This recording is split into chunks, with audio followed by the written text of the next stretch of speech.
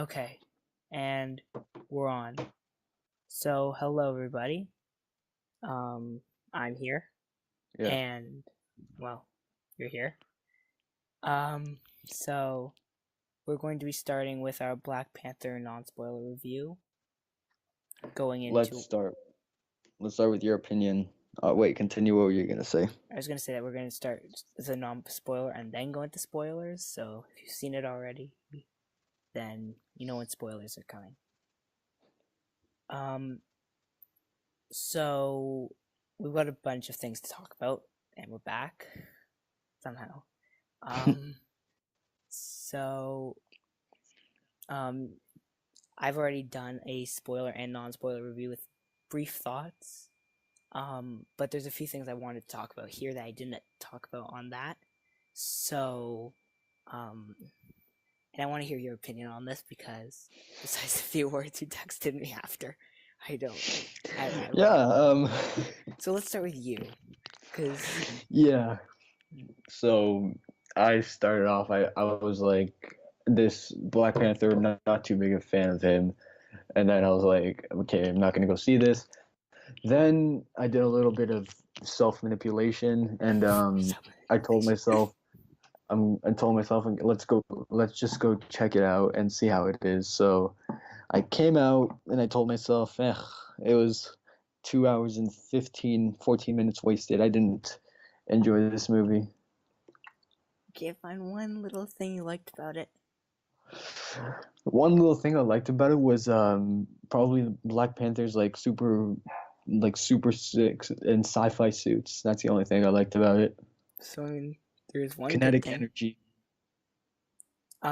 So then let's talk about one character specifically, or two characters, which I really liked.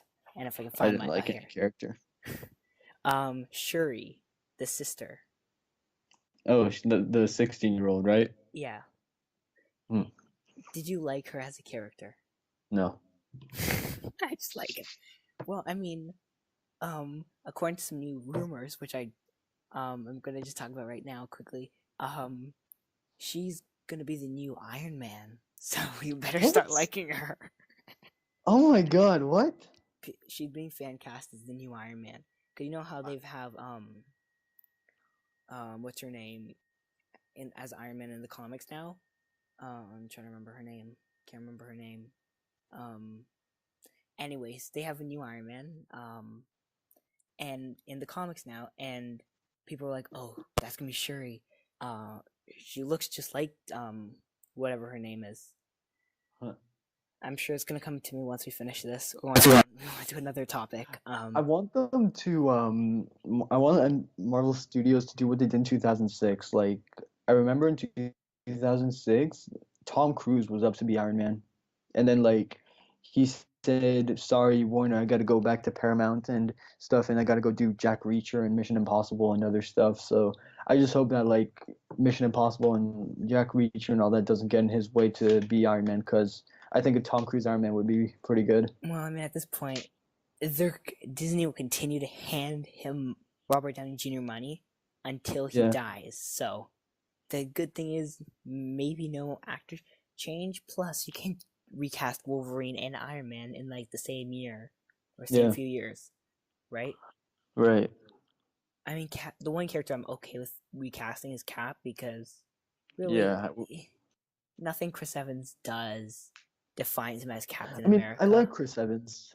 I do So, too, but I don't think he's brought anything to that role like yeah. Robert Downey Jr. and even Hugh Jackman. He's just kind of like another.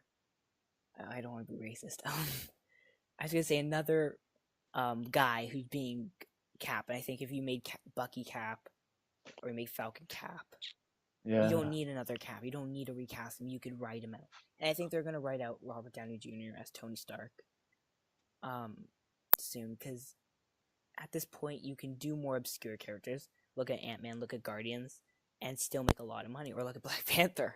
Oh God. Didn't that get like $300 million in the first 4 days? Some big amount, yeah. I made a Yeah. video on it somewhere.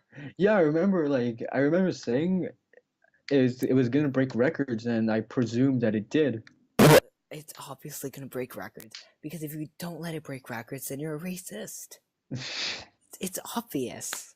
If it doesn't break records, it's like there's that one the Irish newspaper that was the first person to give it a rotten review on Rotten Tomatoes, and that's all that people would talk about.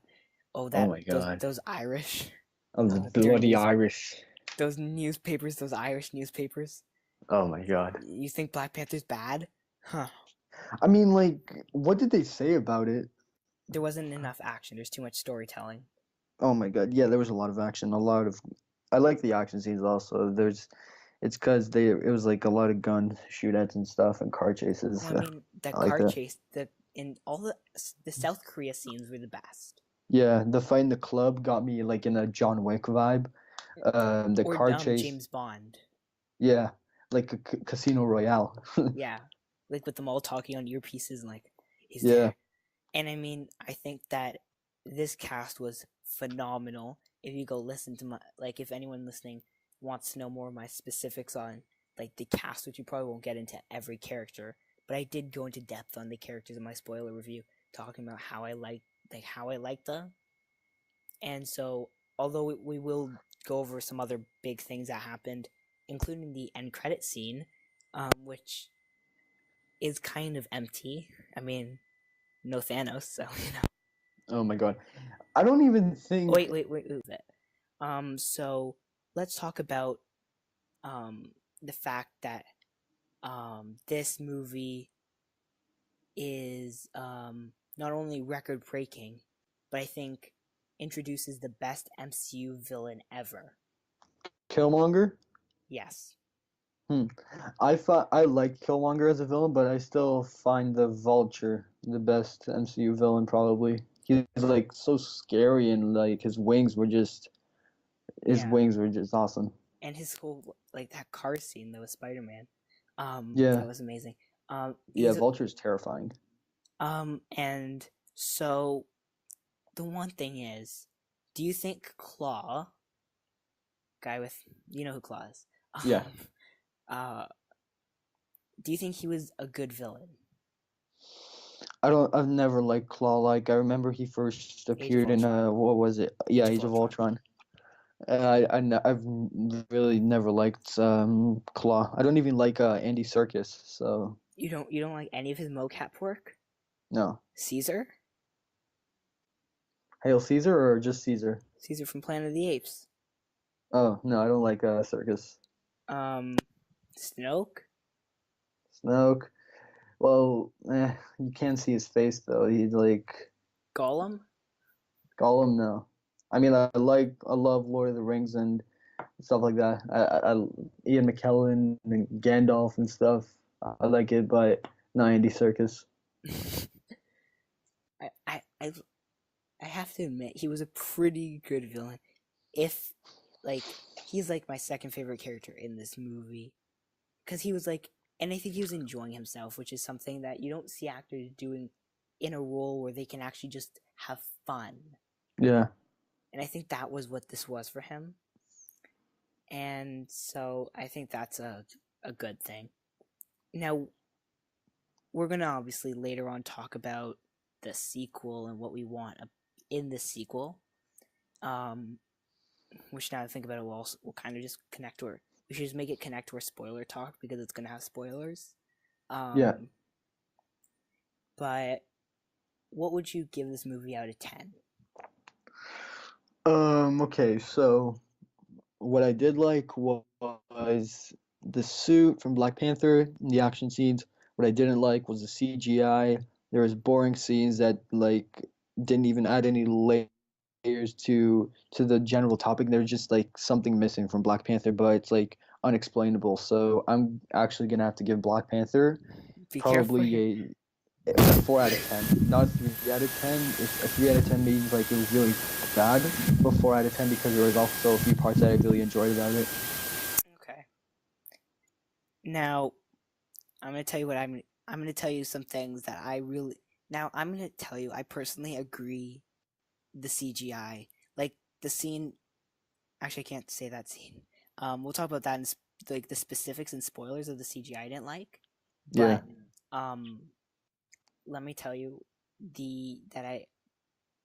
I agree with you. There was some bad CGI, but I think there were a lot of scenes that were just so powerful that they just kind of, you wouldn't even care about that CGI.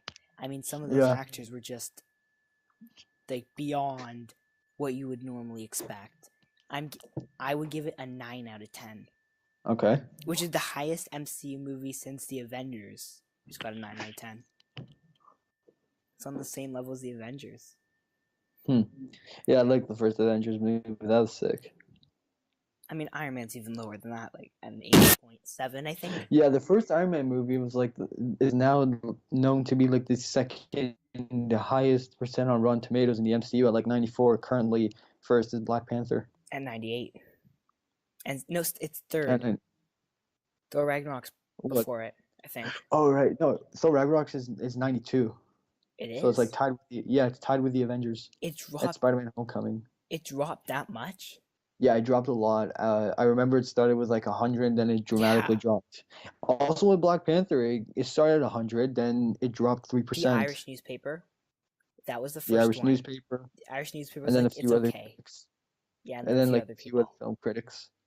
No, what I did was I actually would, like, it dropped from 9 to 97 at a point, Yeah, and then it went back up to 98, and I think it just stabilized at 98. And I mean, I read all those Rotten reviews, and I mean, a lot of them said the same thing, which I think yeah, explains where the movie went wrong. And I mean, I talked to some people after they saw it, and I was like, "Did you notice this, like these CGI problems?" And they're like, "Yeah."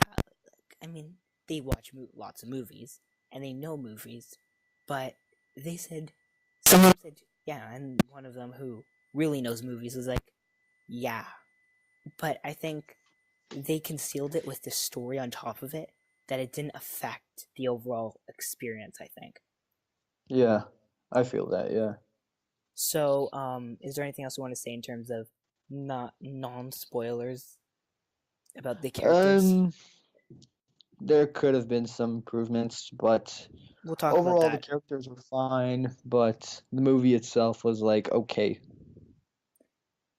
Yeah, I really enjoyed it. And I think Ryan Coogler, who hasn't done a lot,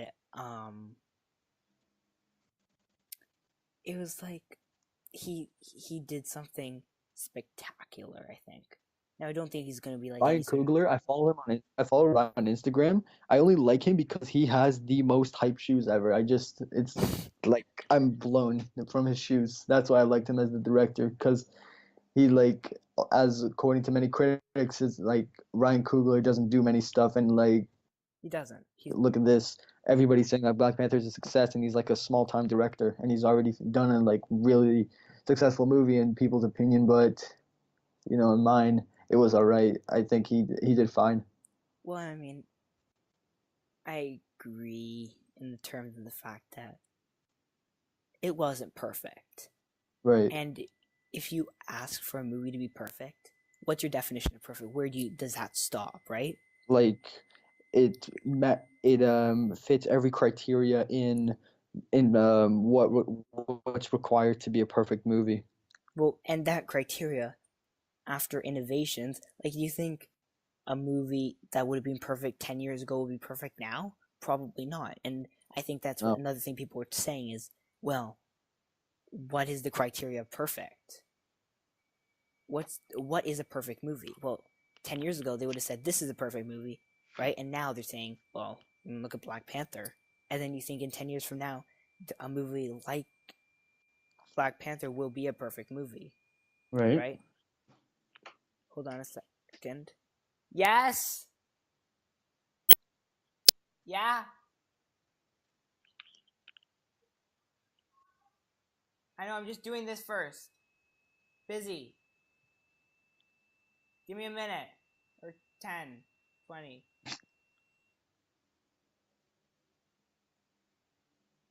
Okay, so, and I think that there isn't really a definition of a perfect movie. No, it hasn't been discovered yet. And I don't think it ever will be, because there's Because always something new that's more and better than what was before, right? Right. Because like before there were people like before movies had people talking in them. There were movies that were amazing, and now if you showed a movie without people talking, people were like, "This is a disaster." What about Dunkirk? There was barely any dialogue, and it's got nominated for an Oscar for Best Picture. But there was still dialogue, and there was a Yeah, lot but of. like very, very little dialogue. But it was Christopher Nolan's touch. That's something. Yeah. I mean, you could say even movies Oscars consider amazing Yeah. aren't, because um. So now I just want to kind of touch on one thing before we talk about spoilers, which is the fact that I think they did amazing in terms of having to introduce a country, right? Wakanda's Wakanda. a country that Wakanda we've looked never seen very before. artificial. Remember, like I think it was like the first, I don't know, 5 minutes when Black Panther is like flying in that spaceship into Wakanda. Yeah. I wasn't focusing on the spaceship. I was just looking at Wakanda. I was like, wow, Wakanda looks really artificial. Well, I mean, it's supposed to be. It's kind of supposed to be like a technologically advanced civilization. Yeah, so that's what I'm saying. Like it looked really fake because of the un like very not well done CGI. Yeah, and I think you've also got to remember this movie was a first. Now, just in case like people who are listening don't know, um, this movie had A so high Marvel. budget, No, but didn't Disney it? it didn't, because Disney came to their investor and saying it's gonna make 180 million opening weekend. That's it. They only expected 180 opening weekend. They didn't or not 180. Sorry, 100. I think it was opening weekend. And Breaking news, it's Emily Blunt's birthday. I'm sorry for interrupting. Just found this here. it's fine. Um, what has she done recently? Sicario.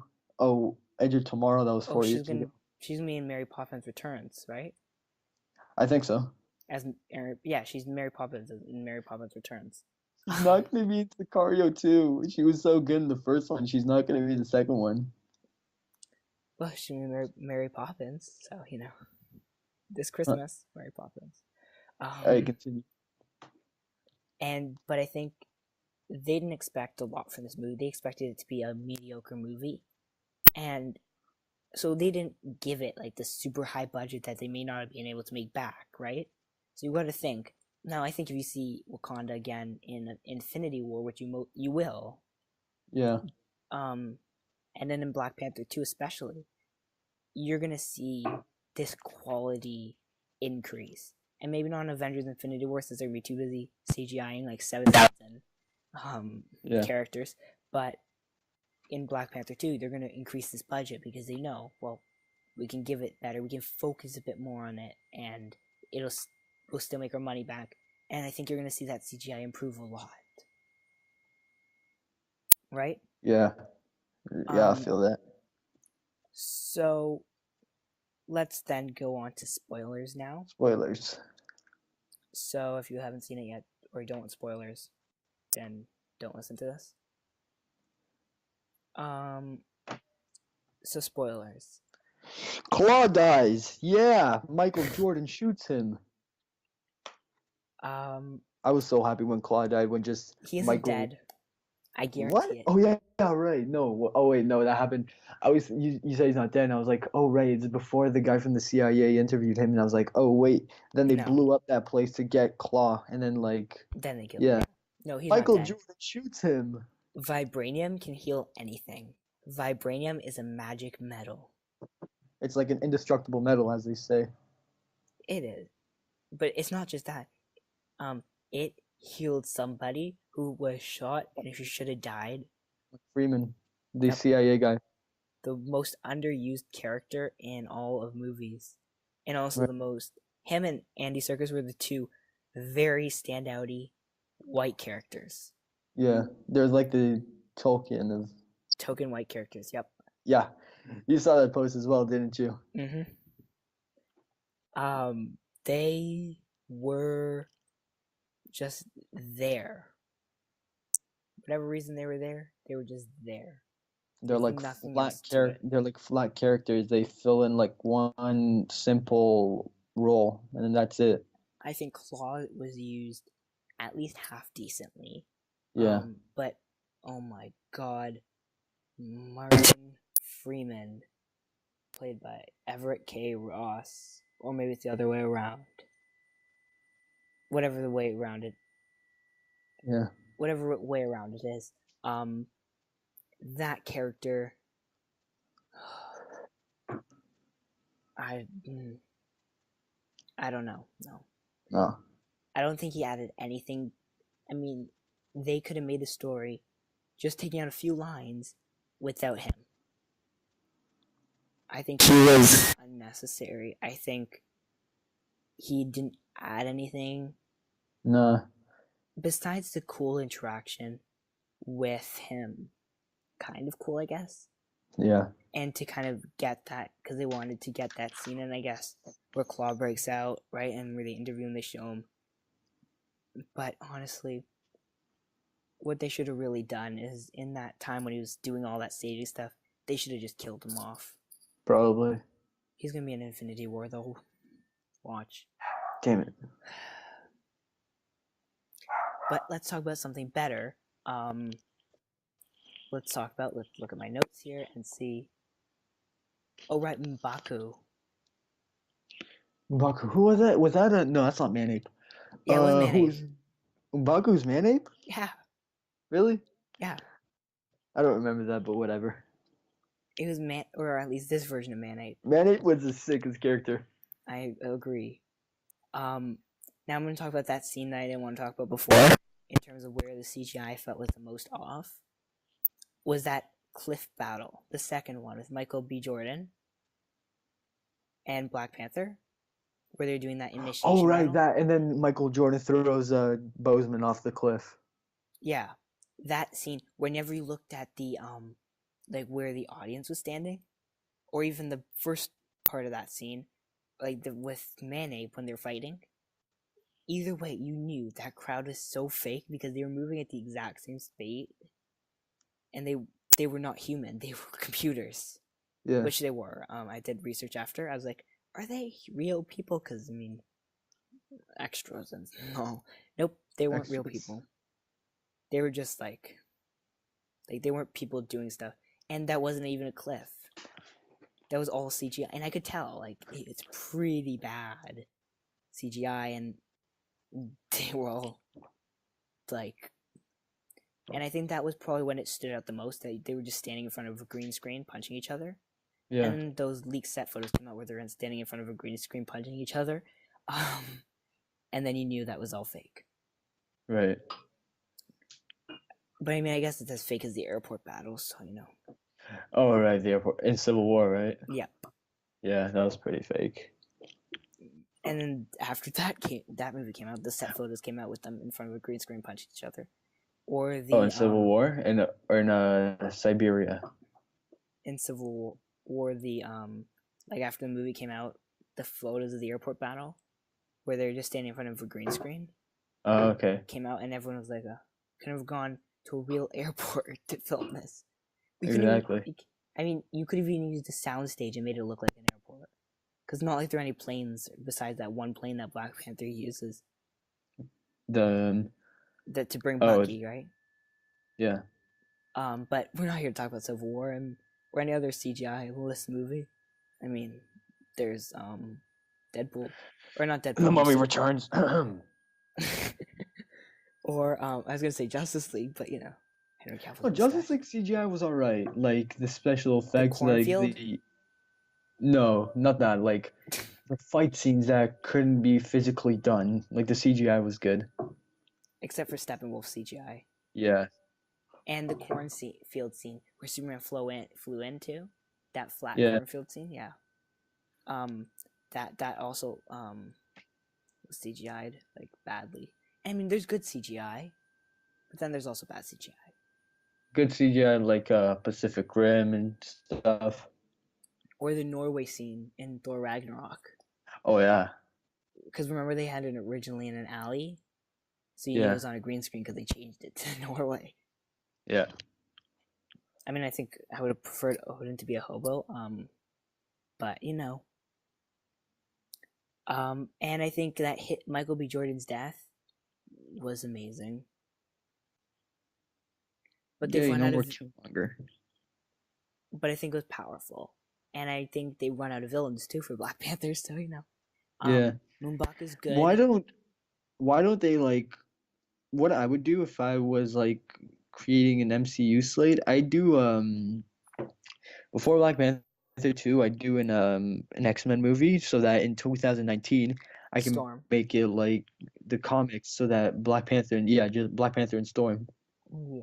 And then I'd be completely satisfied. I mean, we can talk about a bit more about that and in our sequel talk afterwards. Because so, like you said, this movie is as long as Infinity War. So and so there's lots to whoever. Oh yeah, Okoye. I think that's how you say her name. Was that the Naigrari? Yes. That was yeah. What did you think of her character? Weird, very weird looking costume. I know it's African culture and stuff, but like no, I think that's how they it is in added. the comics. I know, but I think that they did too much to it. It was an excessive costume. But what do you mean excessive? Like too much. I don't know how to say it. Just like too many things on the costume. You don't think? Well, I mean, when they try simple costumes, you get somewhat. You get like Yeah. You get like what's his name? Oh yeah, Articilian from Iron Man 3. Yeah. Or a Mandarin that turns out not to be the Mandarin from the comics, and just some actor. That's when they try simple costumes. When they try complex costumes, I mean, I see where you're getting it from. Like, there's too much, but I think they're keeping it very similar to the comics. Right. I mean, did you hear that Ryan Coogler wanted to add in Kraven to the movie? Really? Yeah, he said he wanted to put Kraven. If I was him, I just do it in Spider-Man 2. Well, he wasn't allowed to because of the rights, because Sony still has all those rights. Oh, right, Sony still has Kraven. Yeah, and we'll talk a bit more about their stuff eventually. But they have the rights still, so he couldn't do it. I think it would have been fun to see him do that. Have introduced Black Kraven and Black Panther for like a brief time. But I don't know if it worked the way the movie did. Plus, having the one thing they could have done, they made him African American. They made Kraven the Hunter African American. Right, probably. They probably could have done that. He could have been like someone from, but I think that would have been too much man-ape, right?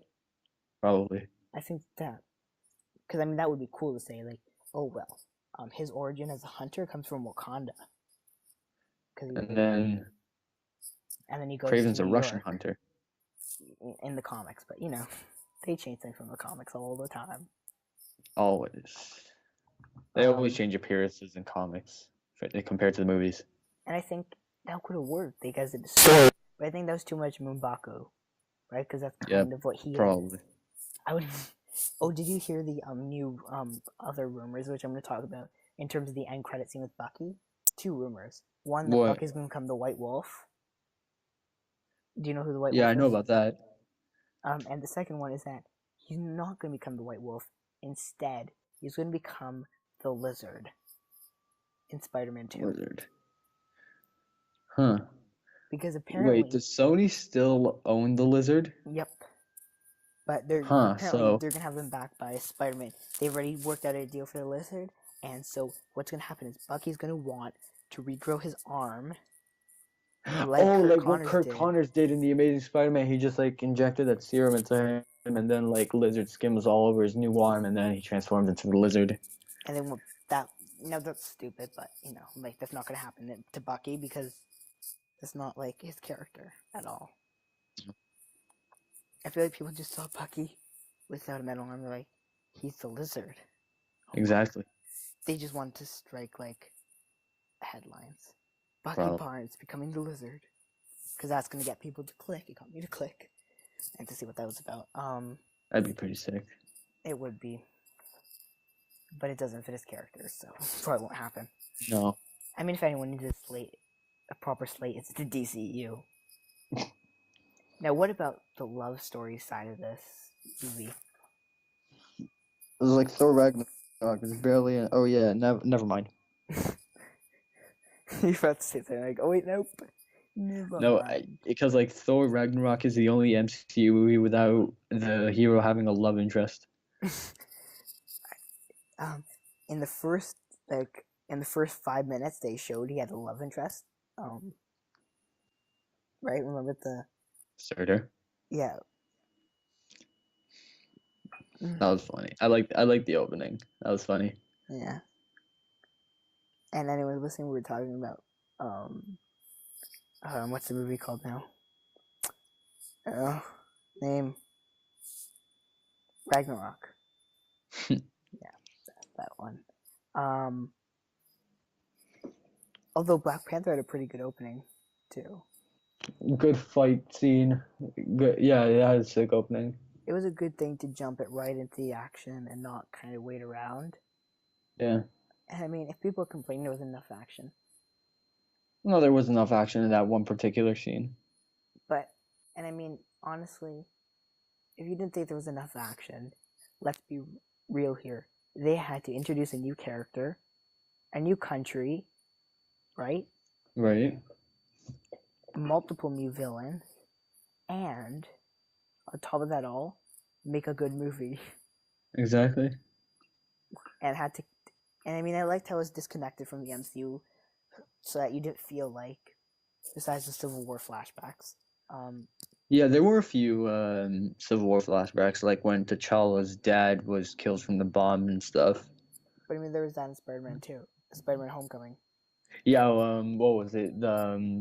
The beginning where like Peter was recording on his phone. Yeah, so because I think they always have to tie back to Civil War. And after Infinity War, they're always going to tie it back to Infinity War. Like when they do Iron Man with the new Iron Man, they're going to show Iron Man dying if he dies. Probably. Because, they got to stuff that in your face. I feel like if Iron Man dies, there's going to be so many flashbacks of him dying, you're going to think that you're going to forget how many, like, it's going to be more times than either Uncle Ben or Bruce Wayne's parents got shot. I feel like they're just going to stuff it in your face. You still got this footage. We're going to use it in every movie. Because they still got to go back on the footage. Well, I mean, there's a few things which I think we'll talk about when Infinity War comes out. Because I want to see if he dies. Because then I've got a few ideas on what they can do to keep Robert Downey Jr. yet not keep him, and no, not CGIing him. No. Now motivations, character motivations. What did you think? I don't know, honestly. I think Killmonger had the right idea. I like the way he kind of like closed the story in a sense. I think Black Panther was trying to prove he's not like his ancestors. And I think this had a very good, strong push of messages about the real world. Which is another thing. He had to put messages in this on top of everything else. And I think that was great, the way he did that. Well, putting messages to the real world? Yeah, and just how things Oh, yeah, are. like the first credit scene where he goes to Vienna to speak at the United Nations. Yeah, and even throughout the movie, the whole motivations of, like, and how Killmonger's father died. And I think it was a very well told story. Yeah. I think there were a few CGI issues, but they had a budget they had to go with. I don't blame them for that, and you can look past it. Probably, yeah. That's like, I think eventually people can kind of be like, maybe this wasn't like the best movie ever. Maybe this didn't have the like most spectacular CG and stuff. Didn't. No. But it was still a good, well-told story, and there were a few good action scenes. And again, I don't think this movie is meant to make you feel like induced in action, but it was supposed to tell a story. Yeah. Which it did successfully, I think. So I think unless you have anything else to say about the movie. No, not really.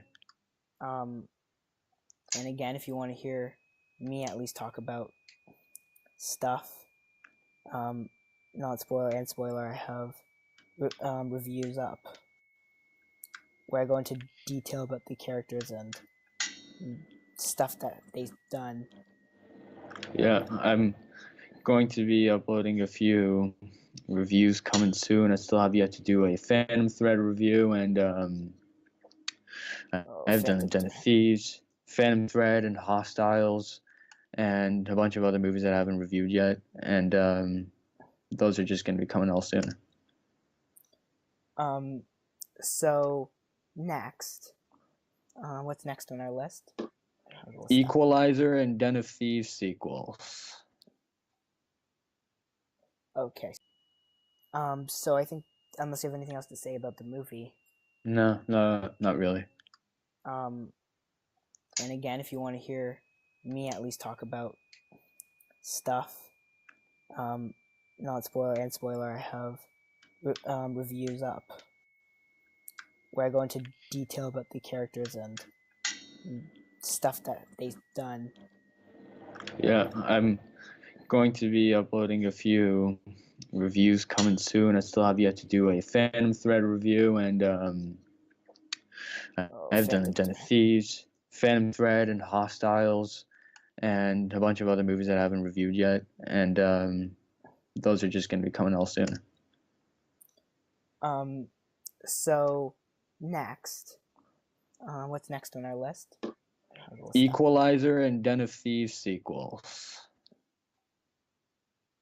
Okay, so let's before we start Equalizer and stuff, let's talk about Black Panther sequel, because then we don't have to come back to spoiler stuff. Yeah.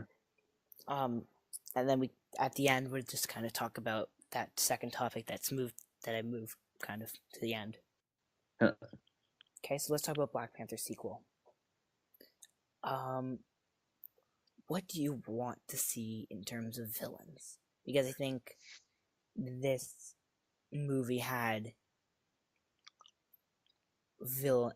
kind of Black Panther's three most iconic villains. Yeah. Because two of them are dead, the other one's a good guy.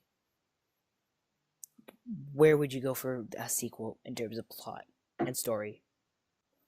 In general, better CGI. I think go deeper into the plot, make the scenes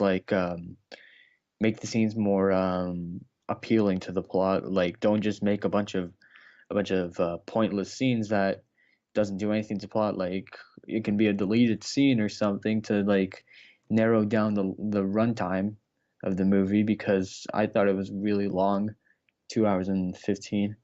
So like, shorter. All I think was like, just do some better work at CGI, higher your budget, and don't do scenes that are irrelevant to the plot. So what? No, I'm gonna give you a few ideas on what I think villains should be in the sequel, because I mean there's a lot of stuff that the sequel could think the movie could do better in terms of budget, but in terms of villains and story, I think I've actually got a list, and there's a few of them I find really smart, because hopefully the X-Men will be fully Disney's, so we'll be able to use them, because one of mine rely on the X-Men being in the MCU. Yeah. So I'm gonna start with my first villain, and I wrote a list of 4. Because after we said we're gonna talk about the sequel, I was like, okay, I'm gonna go look for some villains. So first, I'm starting with Namor, Submariner. I want Namor in a movie, so I had to start with him.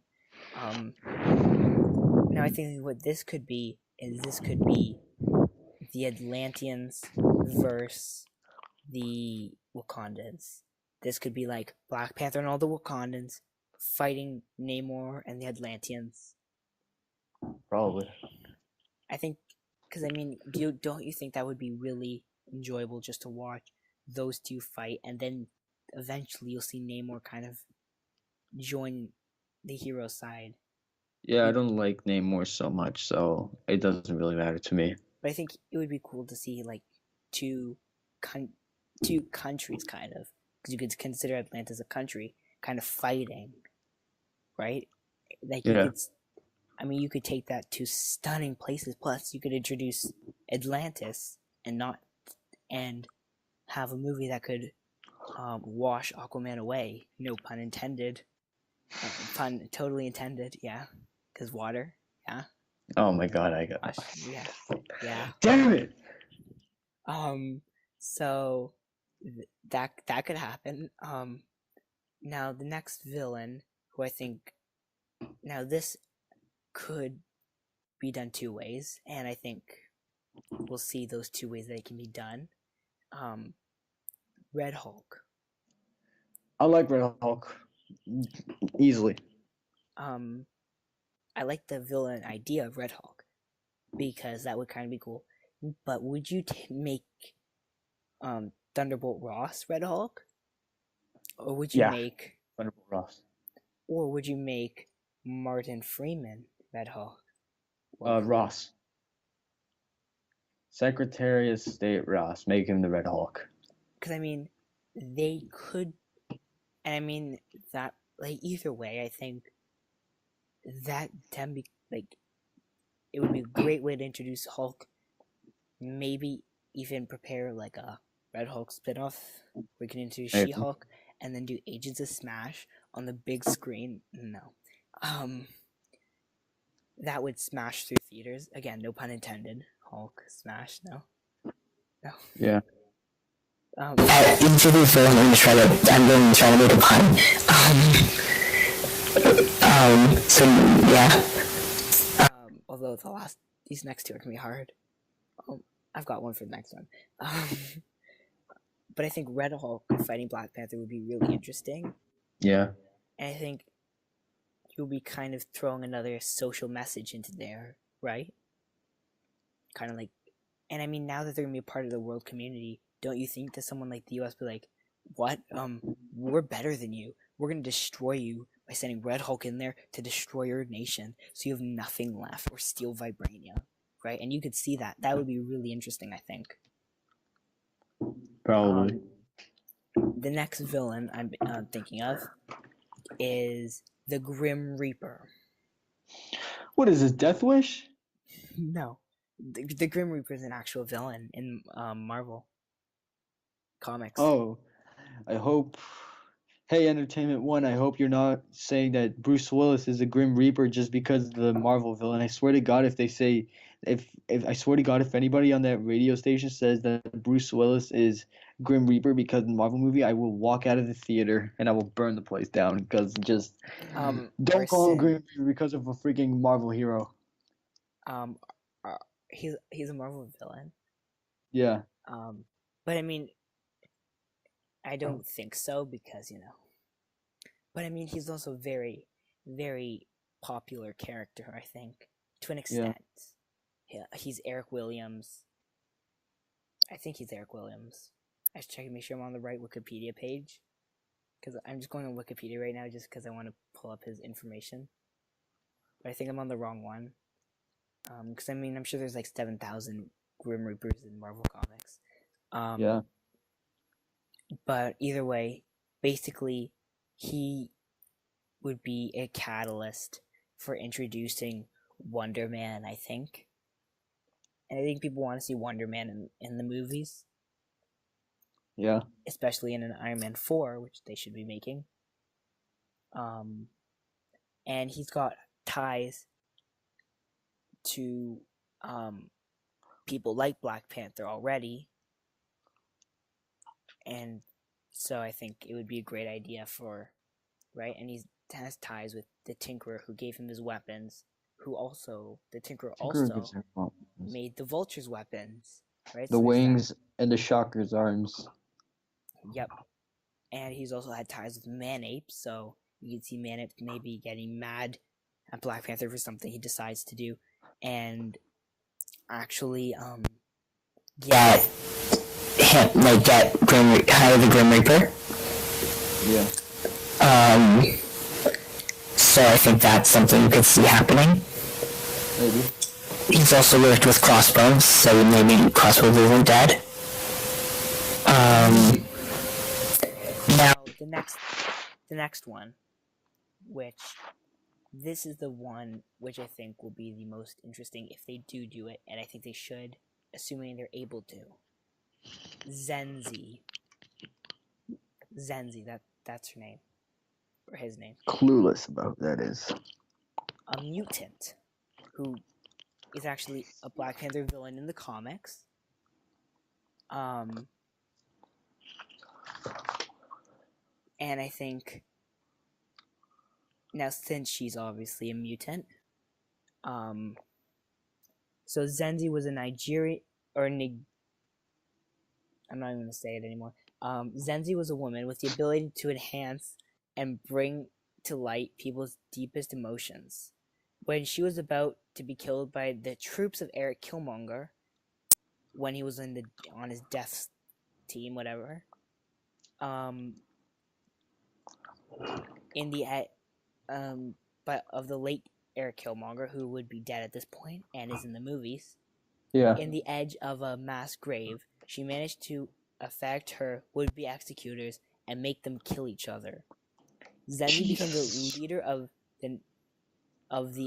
an African country army and allied herself with Titu, the head of the Wakandan rebel movement known as the People, and used her abilities to incite riots.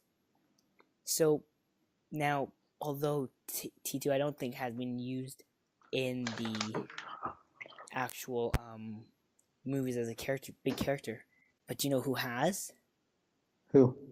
I don't know his name, but he was the guy who was Black Panther's friend at the beginning, and then kind of turned on him, and is dating the Koya character. I don't know.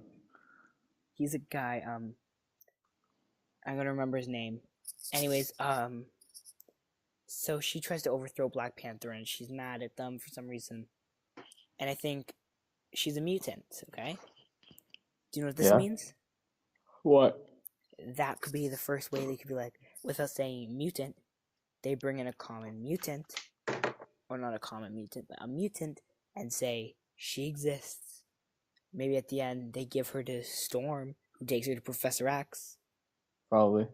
Right, and that would be an end credit scene that would kill people. Right, like Black Panther would be like, "Here you go, Storm. I know you know someone who can handle people with magical powers." And she'd be like, "Yeah, I do," and bring them to to Professor X, and they would show who the new actor for Professor X is, and Storm, and everyone would go crazy. It'd be amazing. Yeah. I would go crazy if they did that. And I think that they've set that up so well already. And I think it'd just be an amazing idea. Yeah, I agree with that. Like, would you have any issues with seeing her or seeing a mutant introduced in the first mutant being introduced in that way? No, not at all. I think introducing mutants slowly to the MCU, I think, is the right step to slowly then introducing the X-Men. Yeah, and I think Storm will probably be the first mutant to appear in the MCU, if not the first big name mutant, and hopefully played by someone who can play her, unlike Michelle Pfeiffer and whoever the new one is. I've just given up with names at this point with X-Men because they're all going to be gone soon. Yeah. I mean, Deadpool probably will actually be the first, but you know. So, also another thing I'm just going to point out here, and I'd like to say for now, almost with 100% certainty, I'm just going to tell anyone who's listening who might want this or wonder why I'm not saying this, Shuri will not become the Black Panther anytime soon. Okay? Wow. Okay. I just need to clarify with anyone who's listening who thinks, because there's been a whole bunch of people like, oh, Shuri needs to be the Black Panther because she was in the comics for a little bit. She will not. Okay, people listening? Assuming anyone listens to us this far. No, she will not become the Black Panther. No. The way it works in comics, if you read a comic, you'll know this. There's only one Black Panther at a time. The only reason she was in the comics as Black Panther for a little bit was when T'Challa was injured and couldn't do it. There will not be Black Panther simultaneously unless they want to destroy everything this movie built up. Plus, Probably. they burnt all the Black Panther giving power stuff, right? Didn't they? Yeah. So, and T'Challa had the last, right, when he was dying. So there's no more, right? I mean, I'm just gonna say No. they regrew it. But I think those are my ideas, top 4 ideas for the villains. What do you think? Smart ideas. Good. Villains, some we've not seen on the big screen yet, and I think it'd be a pretty big surprise to see them on the big screen. We haven't seen any of them on the big screen yet. Right? We haven't seen Namor, Red Hulk, Grim Reaper, and Zenzi. Right? Right. I mean, kind of Red Hulk, but you know. Probably. And who knows? Maybe she could, if they do Zenzi, which is my probably, besides Namor, is the ones I really want to see, because we'd be able to connect it back to what Killmonger did, right? And she was written as after Killmonger, kind of like she comes out and she's like, I'm here, and Killmonger hurt me, and he was the king, even for only like 10 minutes, so now I want to get revenge on this country. And this country didn't keep their own people in check. Right? And that would be like something where you'd be like, wow, that's right. The only thing that I could see as like something where they'd be like, no, like Marvel being like, oh no, we don't want to do this, is if it seems too similar to the first movie. Right? Where you're not helping us. Right? No. And I think that's the only issue. The only possible issue. But I think Namor, again, doing that would also kind of be stealing it before Flashpoint does the Amazonians versus the Atlanteans, which they will when they do the Flashpoint movie, because that's the highlight of the movie. Right? And I mean, they've got their Amazonians in the Dora Milaje. Yeah. And I think, why not do that? Because you'd be stealing the scene before DC can do it. And when DC does it, I'm like, another one. People spears, people who come from the sea, fighting. Yeah. So, do you have any ideas in terms of villains that I haven't said? No, not really. I don't have anything in mind right now, but What about I don't White have Wolf? any. White Wolf, I don't know about him too much, but I think it'd be nice if we get to know him more in the Black Panther 2. Well, I mean, they said that White Wolf, like, remember when they're in the end credits scene, they're like, White Wolf, when they're pointing to Bucky. So everyone's like, oh my god, Bucky's gonna become White Wolf. Probably. And I think that would be cool. And what it would also do is it would allow Falcon to become Cap without anybody being worried. Yeah. Right? Because then probably. Because all those Bucky supporters will still say, hey, Bucky's got an importance too. Right? Yeah. Maybe even White Wolf can come in and say, and I mean, Kraven the Hunter is not a bad idea for the sequel. I mean, I just don't think it's the right thing. So, do you have anything else to say about the sequel? Not really, just improve your CGI and get a higher budget. That's it. Okay. Well then, next topic. So, this is big. Equalizer and Den of Thieves get a sequel. So, Sony moved that. So, first of all, I think the Equalizer is still filming because like there's no CGI in this movie. So, I think they pushed it forward to July 20th. So they pushed it 2 weeks forward from August 3rd to July 20th. It's the fourth release date. It's the fourth time that they changed the release date for this vigilante action movie.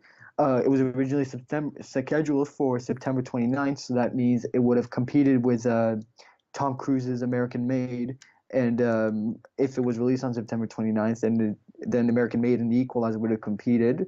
So then it's a sequel to the first 2014 film, and directed by Antoine Fuqua. Stars also Ashton Sanders, Pedro Pascal, Melissa Leo, Bill Pullman, and Haley Bennett. So The Equalizer will open against STX Films' Mile 22 and Universal's Mamma Mia 2, which is launching a decade after the original. I think The Equalizer is probably going to beat Mamma Mia 2 because No doubt. a lo- I saw Although, The Equalizer. I saw The Equalizer as well in theaters, and like it was jam packed. I went to go see it twice, so it was like just completely like insane. absolutely packed with people. So that's The Equalizer 2. So Den of Thieves also getting an equal. Which you made a video Heist on. action movie called what? Which you made a video on. Like about the Right. fact that it's getting a sequel. Den of Thieves heist The one thing action is I wanted movie. to add in quickly about the Equalizer too. And how you think it's going to destroy Mamma Mia. I mean, based on the money 50 Shades Freed is making, I don't think it would put anything past any movie now to destroy something. I mean, 50 Shades Freed is destroying the box office. Yeah. It's freeing the box office from its restraints. No pun intended, eh? Yep, no pun intended. Oh my god. I'm just like on a roll today. Oh my god, your puns. Mm-hmm. So basically, Den of Thieves 2, this will have the same cast, Gerard Butler and director Christian Gudegast on board to return. Christian Gudegast, his first movie directing was Den of Thieves, and I gotta say, he did a good job directing his first movie. So Mark Canton and Tucker Tooley are also going to produce along with Alan Siegel with their G-Base company, and 50 Cent, aka Curtis Jackson, with his production company, G Unit Film and Television, and Gerard Butler is going to also help produce. So Den of Thieves 2 is obviously going to be distributed by STX Films and financed by Diamond Film Productions. And O'Shea Jackson Jr., who is the son of Ice Cube. Who's Ice Cube? Like 90s, super famous 90s rapper. Oh, rapper. Okay. He's still in talks to return as Donnie. And as you may know, Donnie moved to London, England at the end of Den of Thieves. So maybe Big Nick O'Brien, and the regulators, the remaining regulators, because some of them died in that gun shootout at the end. Maybe some of them are going to go to Europe and try and hunt down Donnie to get him back, because as you can see at the end, they really hated Donnie. Like they were basically torturing him in the car, but like punching him in the face and chaining him and stuff to make him suffer. So, and that's all I have to say. So this is just another addition to Gerard Butler's spectacular action movies, and that's all I've got to say about it. Honestly, I just gotta say, I was just sitting here like, okay. I mean, I know you basically, like, I just heard you basically say it all. I just listened to your video like a little bit ago about it. I know about this. So I just kind of like, oh yeah, you said that. So I kind of understood what you're talking about. I gotta see Den of Thieves still. And 12 Strong. Obviously. I haven't gone around to either of those. They'll be out All right, soon. next topic. What's our next topic? Silver and Black. Silver and Black. You're gonna get a laugh out of this one. Oh god. I think everyone will. I got a laugh out of it when I read it. So first of all, Silver and Black, that still exists. Silver Sable and Black Cat. Yep, team up movie. Oh, damn it, that's gonna be terrible. It's Sony. It's gonna be terrible. Like Venom. Although. No, Venom looked good. Come on. But what looked good about Venom? There was it's Tom Hardy. It's like the greatest actor alive. But there was nothing in it. It was empty. And I said, I'm still trying to pretend this trailer never happened. These trailers, they barely show you anything, but it looks sick. But we didn't see Venom at all. Like, nothing. Like, Venom poster, all it is eyes. And I'm trying to be, like, pretend this trailer never happened. If maybe they can give me a second trailer, I'll like. But right now, I'm just kind of like, whatever. I'm intrigued in the idea. But I want to see Venom killing people. I mean, is it that hard to get me to get Venom killing people? But they found a director, and I made a joke somewhere. I don't remember where I did, or to someone, where I was looking at this director's. I made a video on who the director was, and I was looking at her last movie, I think her only movie that she's made. And I looked at it and I was like, the number one character looks suspiciously like a silver stable would or a black cat would. Do you think she's just gonna cast her and she's done like this actor's done nothing? So I was like, Sony. Although Venom, they're paying a lot of people, so a lot of money. Yeah. Quite big actors. And so that's just kind of like there. So I wanted to think what you thought of Silver Stable and Black Cat getting a director. I mean, you can look it up or watch my video on who the director is. I don't remember. Yeah, I saw the video. And I'm telling the people listening. I know you saw it. You have to see it. It's my video. And because I don't remember who the director is, and I mean, I could look it up, but it's so far. So, what do you think of this movie? And the fact that it still somehow exists. I don't think it's gonna do good. I don't know if I don't think it's gonna do good at all. I don't think it exists. I don't think it's gonna happen. No, it's not gonna do good at all. No, probably not. I didn't think any studio would be. I thought the Emoji Movie trailer when I saw it, like the teaser trailer, I thought that was a fan-made trailer. I was like, "There's no way a studio thinks it's a good idea to do this. There's no way, right?" And no. I mean, it and then came look out, at this. It's known to be and then one of the worst Venom, movies of 2017. And then when they said Venom, I was like, okay, this movie's not happening either. They're just saying, oh, we're gonna have Tom Hardy and get people excited, and it's not gonna happen. There's no way they're gonna do a Venom movie without Spider-Man, right? I mean, how do you do that? Venom's origin is tied to Spider-Man. The reason he looks like he's got that like Spider-Man eye thing, he's got the webs, is because he attached himself to Spider-Man first. I hope they bring Andrew Spider-Man into the Venom movie. Who? Garfield? Yeah. Because like they're basically in the same universe except they live in different cities. Because like Venom's in what I believe is Sam. The rumor is, Holland's gonna be in it. Tom Holland. He's gonna make a cameo as. This is okay. No, that doesn't make sense because. No, it's a secret MCU film though. So wait. It's gonna be. It's apparently a secret MCU film. Do you know why people are calling it a secret MCU film? Why? Okay, this is gonna make you laugh because it is being filmed in Atlanta at the same time as Avengers: Infinity War, which means Tom Holland, all he has to do is walk across the street, and he can go cameo in that movie. And they say, yeah. And I'm gonna tell you, and I mean, I don't think Marvel's smart enough or stupid enough, to associate themselves with a movie that's gonna be as stupid as this. Yeah. But I mean, it's possible. And apparently, so he's supposed to be on a field trip, and he's just supposed to walk through Life Labs, and the symbiote's supposed to just like touch him, and there's all the spider stuff explained because it touched him, but he brushes it off, so he's not gonna be in it really. He's just gonna kind of be there.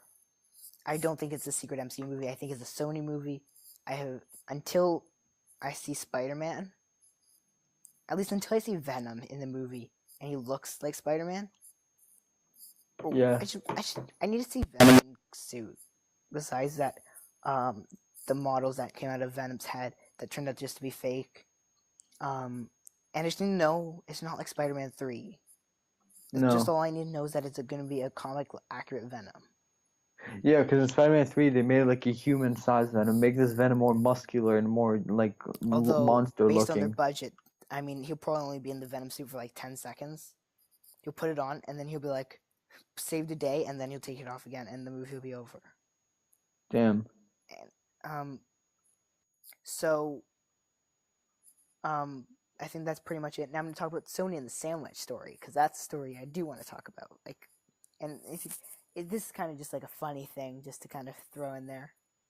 Ha! Oh, that's good. Oh my God, your puns! It's going to make more sense why I said throw in there after I tell the story. So I'm going to.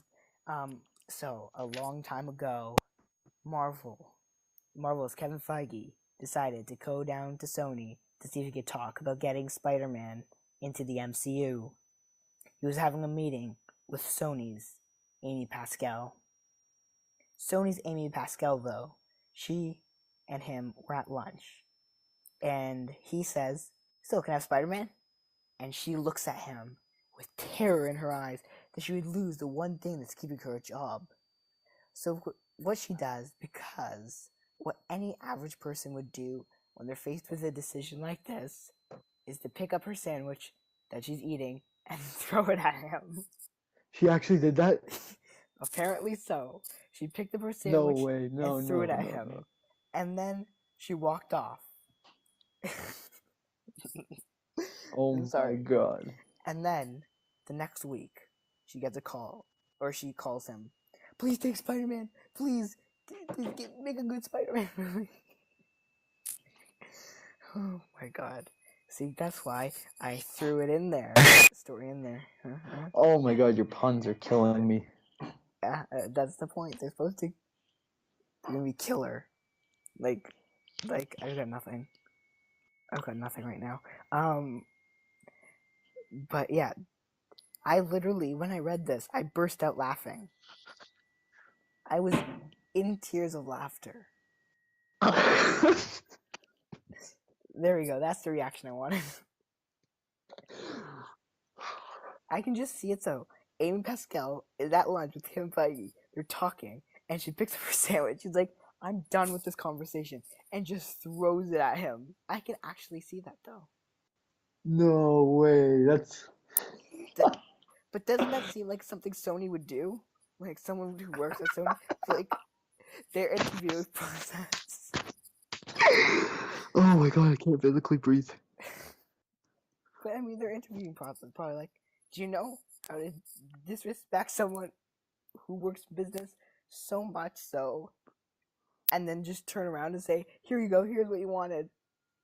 Like, do you know how hard that is to do? That requires a skill.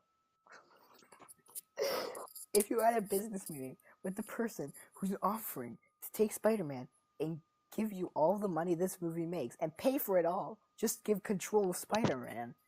It's not like he was asking like, "I want Spider-Man and I want all the money." No, just wants control. You get all the money, and she's like, she looks at him. She probably looks at him like, "What?" And she's looking around for something to throw at him. She sees her sandwich. She throws it at his face. I mean, I'm sure. And this came out with the whole like Sony email hack, where Yeah. and I mean, and it was just kind of like surfaced up, and I was like, I read it, and I was like, oh my god, I was laughing so hard, but I can just see it. It just, Everyone can, yeah. and I'm sure, um, it's just gonna like I just see that happening so much. So that's the Sony sandwich story that I threw in there, and how it works, I think. Although I've used that like 7 times now. Let's move on to the next one. What's the next topic? John Wick TV series and John Wick 3 Found the Villain. Okay, so you talk about. Now, I've actually got things to contribute to the John Wick TV series discussion because I've actually done some research into this. And actually, when I told you about like that there's John Wick 3 and then there's this TV series, there's actually a few things going on behind the scenes of this TV series which I wanted to talk about. And I also know the premise, so, you know. So talk about John Wick 3 villain. John Wick, John Wick's better than James Bond. Anyways, Yes. The Continental will be set in the John Wick universe, focusing on the inner works of the Continental Hotel, which is like where all the assassins and all the hitmen hang out when they need somewhere to stay, which serves as a refuge for assassins. So and this TV series will, because you're talking about this TV series which is called the Continental, right? Continental, that's the name of the hotel. Yeah, and that's the name of the TV series too. So this will feature major star of John Wick and The Matrix, Keanu Reeves. But the one thing I want to point out is that it's not going to be starring him. He's just going to be making cameos in it, but not as much as he is in John Wick. Obviously, because what they're trying to do is they're trying to focus on other hitmen. So he'll be cameoing, obviously, because they need to get people to watch it. Guess who's directing this? So, but he like you're not going to see him on like you're not going to see him any. You may like, see him in a few of the fight scenes, but like, I think he'll probably just be there just so you see his face and you're like, okay, good, this is still a John Wick series. guess who's directing this? The series? Yeah, Who? Chad Stahelski, Who? director of Deadpool 2. Oh, Ryan Reynolds is director of Deadpool 2. They just put someone's name in front of it. He's No, a really Chad good Stahelski, director. who directed the upcoming Deadpool 2. He's gonna direct the premiere episode of The Continental. Yeah, because they're gonna do like it's like TV in general, where they have someone new direct every episode. Yeah, and Anyone who watches Stahelski Agents of is also Shield, proposing that Keanu Reeves might make a cameo. I wouldn't be. I think they're now. The one thing is, for anyone who's listening, I'm pretty sure everywhere but here, you have to watch it on the Stars streaming service. Yeah. Now, of course, we are lucky people because we live in Canada, so no streaming service likes us, so we don't need to pay for Star streaming service. No. Just like basically the only streaming service we pay for here is Netflix. Hulu doesn't exist here, and none of the other ones do. No. So just Netflix exists here, and even that's questionable here. But it's on the Star streaming service, which is of course Lionsgate's streaming service. Now, did you know that you could see John Wick in the future, maybe crossing over with hold on, let me think of it. Hold on. Okay, talk about John 3's villain. John Wick 3's villain. And I'm Hiroyuki Sanada is the name of the John Wick 3 villain. So wait, I have a question. Does John Wick have any source material? What do you mean? Is there any source material for John Wick? John Wick 3? Like, just the John Wick series. Like, was there a book before a comic? No. Nothing? So it's just, it's just completely imaginated? Yeah, and then, he just became super big, and then it just happened. There's no John Wick comics. Okay, so there's, nothing before.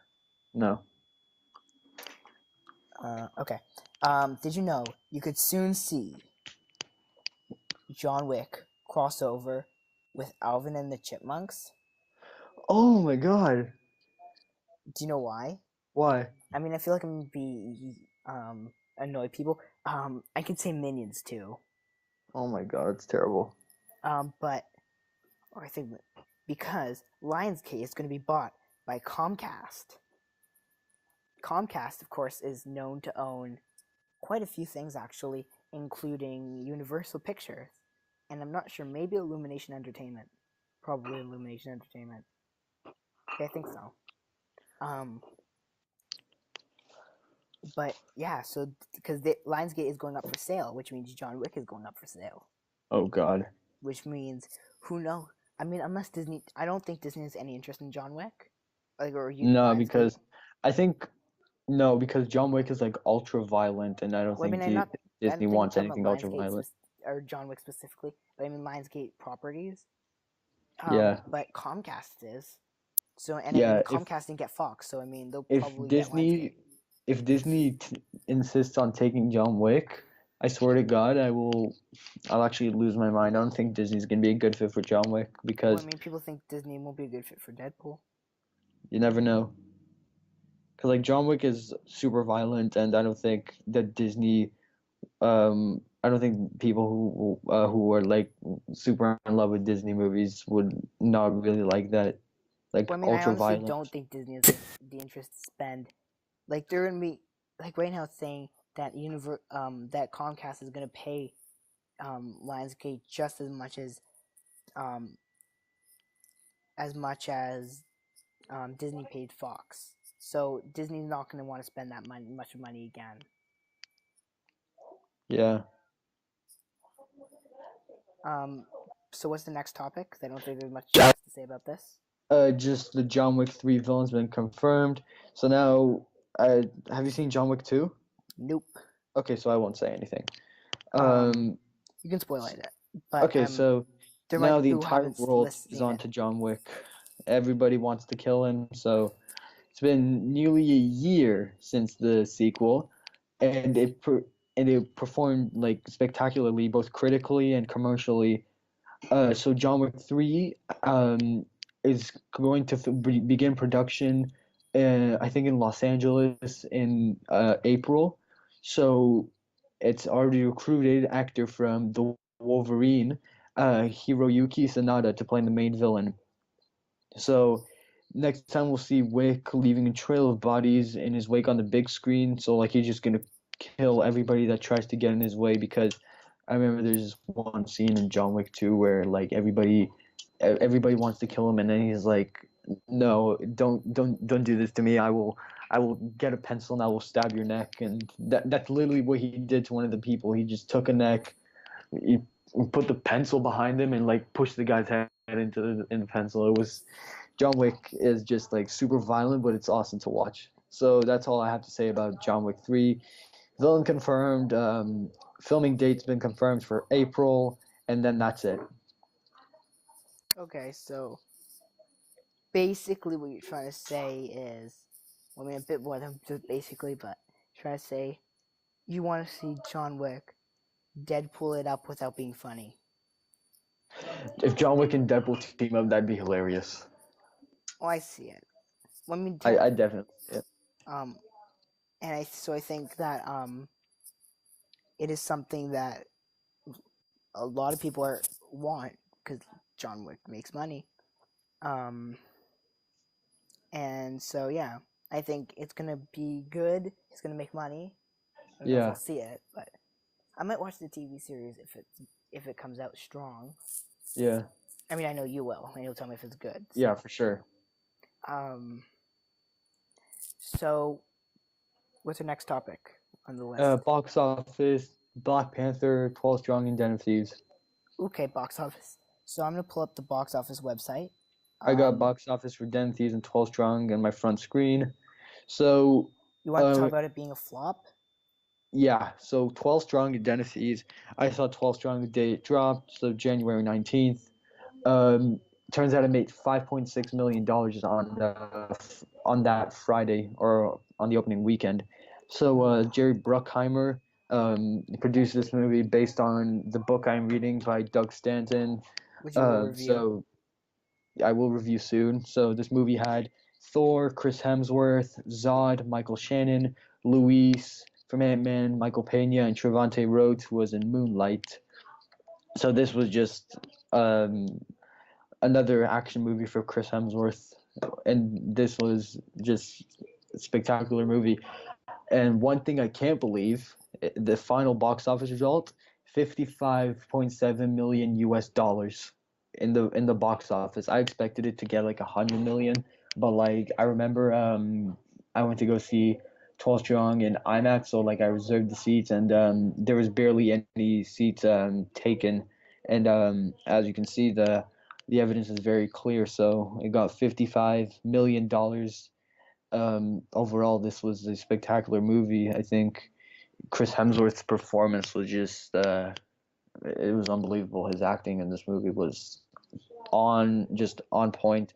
Apparently, I've been listening to a few reviews about this because I was interested to see what people thought after you said it was a flop. I was like, And then apparently Chris Hemsworth was the worst character in this. No, but like, I don't think you can say he's the worst character, because this is a movie based on a true story. So like I don't know if you can say that in a movie I based think on a true story. what people were saying is, and I'm just gonna now I haven't seen it myself, so I can't say like this is true. But what I've heard is that that he doesn't have much of a career outside of Thor, and unless he's funny, I think people are kind of like, he needs to be funny to be good. And I think he's too serious in this, and it doesn't help him, and he can't act. Well, this is a serious movie. It's an action, war, and drama. So like, drama makes the entire thing more serious, because like, I think he was miscast, is what people are trying to say. Probably, because like this was a really violent movie, so I don't think there was any time for jokes. I agree, but I think he's miscast in terms of like, and I think that's what a lot of people think. He's not the right actor for this role. Maybe not per se. But his acting was just awesome in this movie. So do you want to talk about Yeah, final one I got is Den of Thieves. So this one also tied with 12 Strong on the opening weekend for $5.4 million. And Den of Thieves finished with $58 million.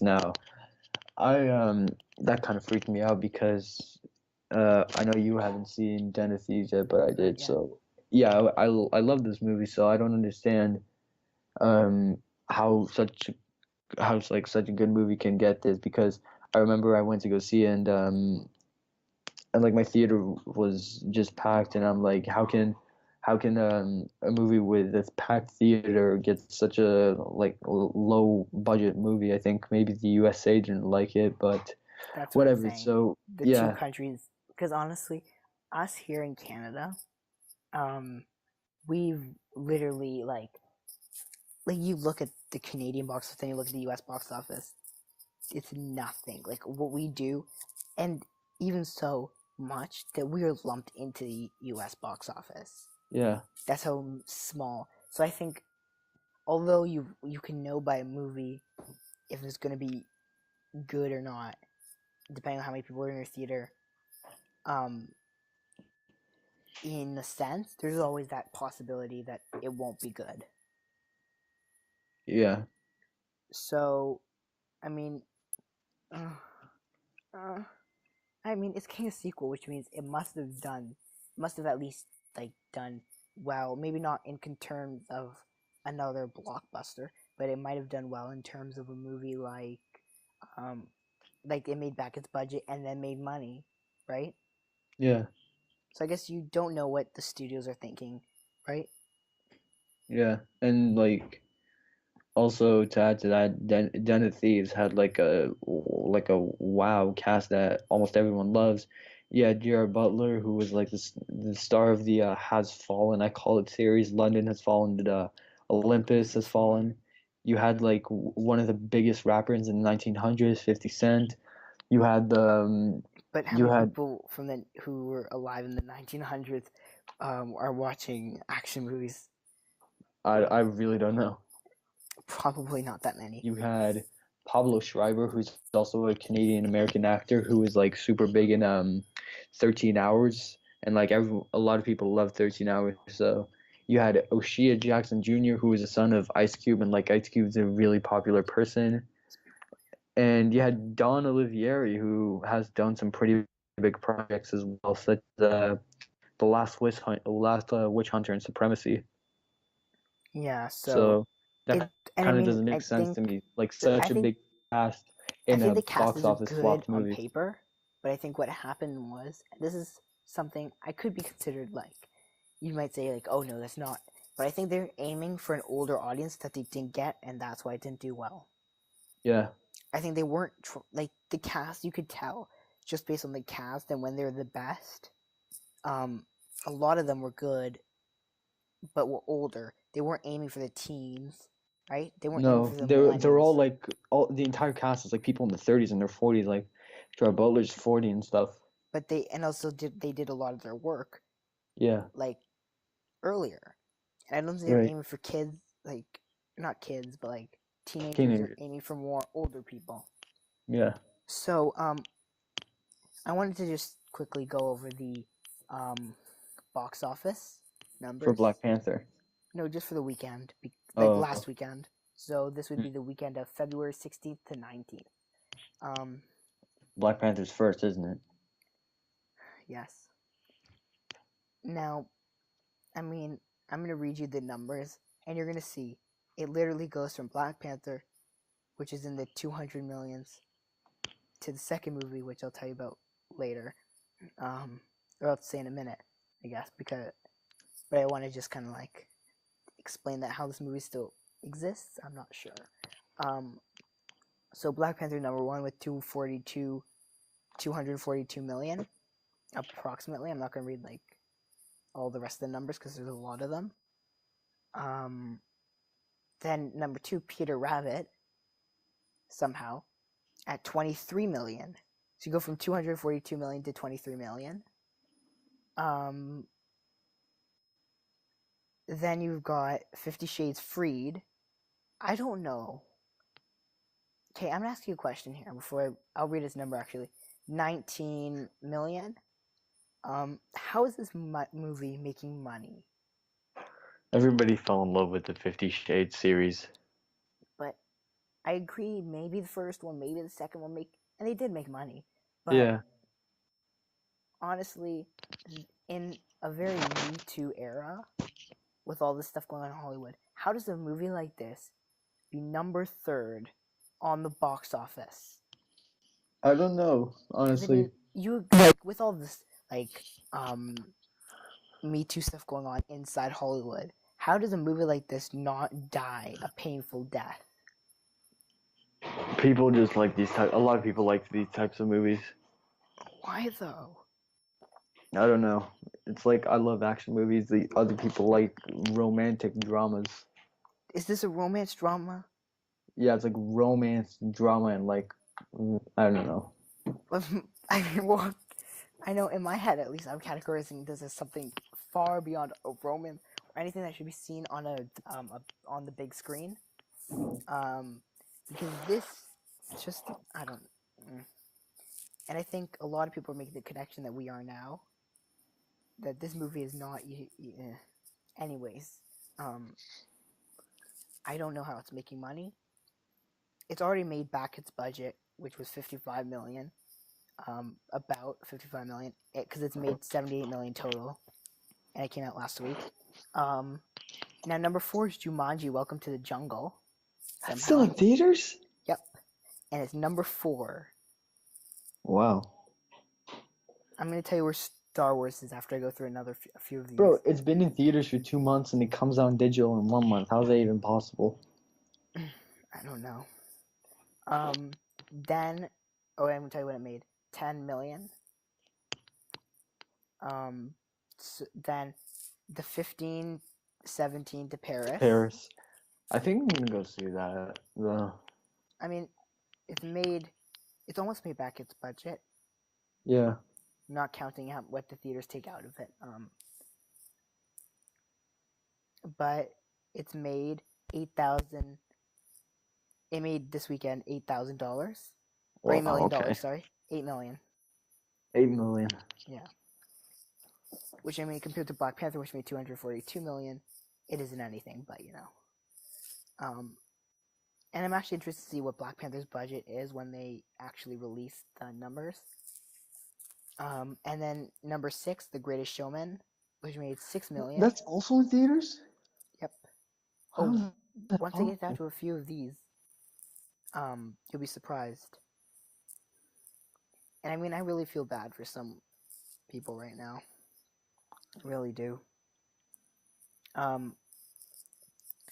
Next movie is at number 7 is The Early Man with 4 million.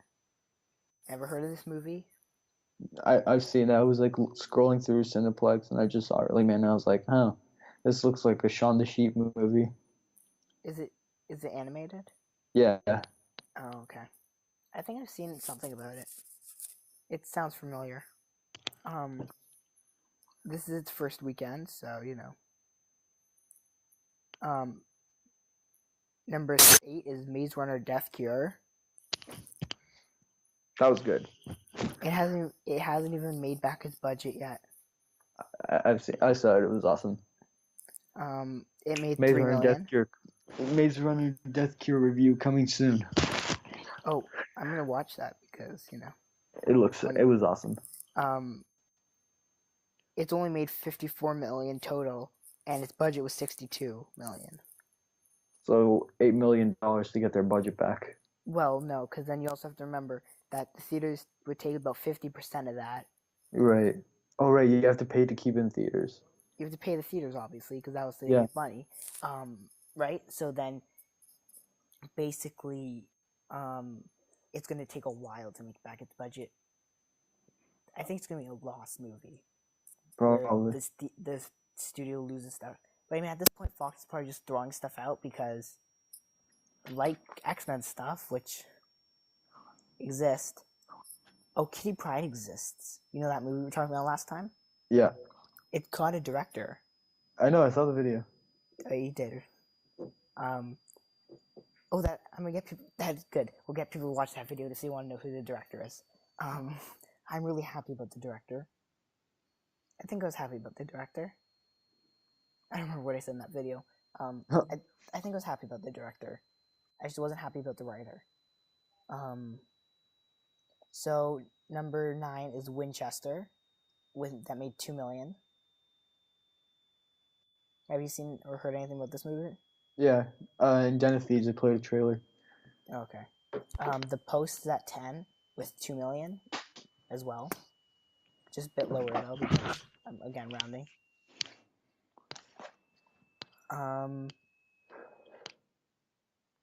Then Samson at 11 with $2 million. Samson looks terrible. And then 12 Shape of Water in the $2 millions. That was sick. The Shape of Water was awesome. I was gonna go see that, and then for some reason I didn't go. There's actually been a lot of movies where I've been like, I need to see that, and I don't end up going. It's like, oh, I'm gonna see like when they all come out, like eventually. I'm gonna go. I'm probably gonna watch like I've got a list of ones that when they come out, I'm just gonna watch them. They haven't gone around to. I went to Jumanji because apparently because it was big.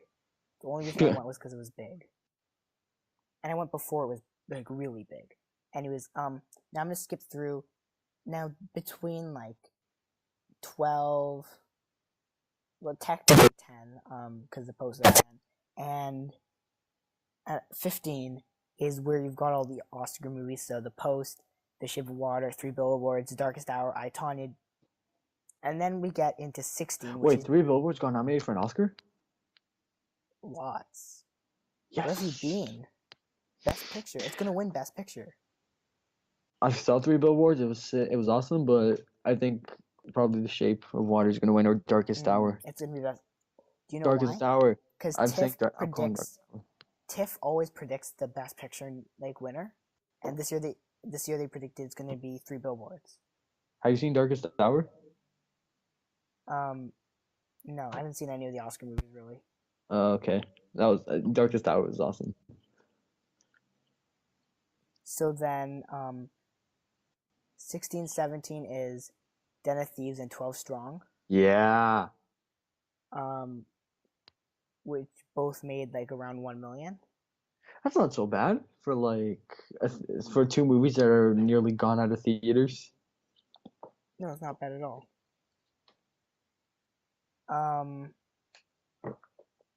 And so at 22 is the Oscar-nominated short films of 2018. That's an actual thing.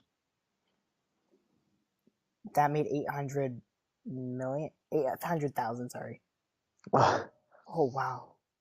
Now that I actually look at this, it's depressing. Now I'm gonna tell you what movie, and by the way, Coco was at 19, so it's still in theaters and still going strong. Now I'm gonna go down, and it made like 900,000. Okay, now I'm gonna go down to 24. Star Wars: The Last Jedi. So Jumanji, the movie that came out well before Star Wars: The Last Jedi, is at number 4. Jumanji dropped. When did Jumanji drop on? Like December 20th. It came out. I think it came out either. It came out. No, before. I think it dropped on the 20th. Either way, it came out. I think it came out. Jumanji. It came out something. Maybe it came out after. Yeah, in Paris it came out December 5th, and then in the USA and Canada it released December 20th. When Star Wars come out? December 15th. Yeah, so it did come out, but not that much. Yeah. And it's up for, and Star Wars is at like 24.